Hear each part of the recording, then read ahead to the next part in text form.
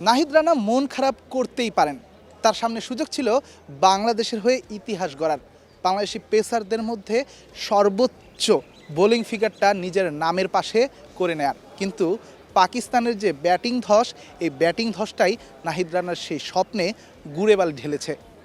নাহিদ রানা আজকে যা করেছে, 10 থেকে 15 বছর পরেও যদি জিজ্ঞেস করা হয় নাহিদ রানার পাকিস্তানের বিপক্ষে এই স্পেলটা কি মনে আছে, আমার মনে হয় প্রত্যেকটা ক্রিকেট প্রেমী এই স্পেলটা মনে রাখবে এবং মনে রাখা উচিত।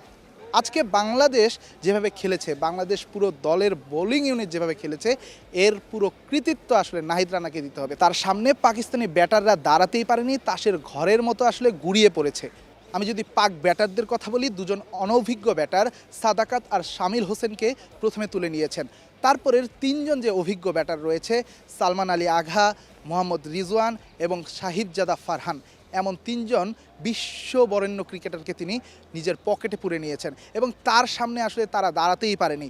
পুরো ইনিংসটা যদি বলি, নাহিদ রানা সবসময় 140, 145 এমন স্পিডেই বল করতে আমরা তাকে দেখতে পাই, কিন্তু দীর্ঘ সময় কিন্তু তিনি ওয়ানডে ফরম্যাটে খেলেননি। এর আগে 5টা ওয়ানডে খেলেছেন, এরপর থেকে কিন্তু দীর্ঘ সময় তিনি বাইরে ছিলেন, স্কোয়াডের বাইরে ছিলেন, ওয়ানডে ক্রিকেট থেকে বাইরে ছিলেন। সেখানেই টিম ম্যানেজমেন্ট এবং মেহেদী হাসান মিরাজ নাহিদ রানার উপর যে আস্থা রেখেছেন, সেই আস্থার পুরোপুরি প্রতিদানটা দিতে পেরেছেন নাহিদ।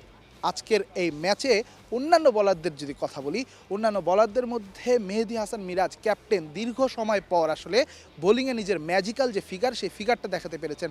3 উইকেট নিয়েছেন, 10 ওভার বল করেছেন, 29 রান দিয়েছেন। রানের দিক দিয়ে সব থেকে কম খরচে বোলারটা ছিলেন মেহেদী হাসান মিরাজ। ক্যাপ্টেন সামনে থেকে যেভাবে নেতৃত্ব দেওয়ার কথা, ক্যাপ্টেন সেভাবেই দিয়েছেন।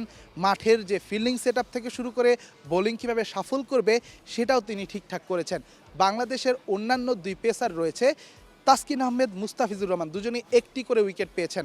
আমরা যদি টোটাল 10 উইকেটের কথা বলি, 7টা উইকেটে কিন্তু পেসাররা পেয়েছে, অর্থাৎ 70% যে উইকেট, সেই উইকেট শিকার করেছে পেসাররা। আমরা বলি মিরপুরকে ধানক্ষেত কিংবা মিরপুরকে স্পিনিং ট্র্যাক, সেই স্পিনিং ট্র্যাকের যে একটা মিথ, সেই মিথটা আসলে ভেঙেছে আজকে পাকিস্তানের বিপক্ষে প্রথম ইনিংসে বাংলাদেশের পেসাররা। যদি আমি পেসারদের কথা বলি, নাহিদ রানা বাংলাদেশের দ্বিতীয় পেসার যিনি পাকিস্তানের বিপক্ষে 5 নিয়েছেন। এর আগে মুস্তাফিজুর রহমান আসলে লর্ডসে পাকিস্তানের বিপক্ষে 5 উইকেট নিয়েছিল।